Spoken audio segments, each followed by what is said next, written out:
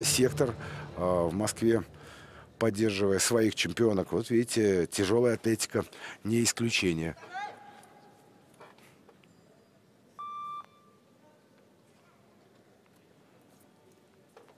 Третья попытка до Титу, тот же самый вес, те же самые 80 килограммов.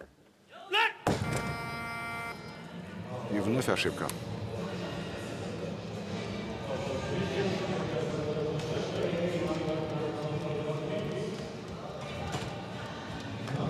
Пока она повторяет свой лучший результат, показанный на чемпионате Азии, 78 в рывке, но посмотрим, насколько ей удастся толкать 96. Но 78 и 96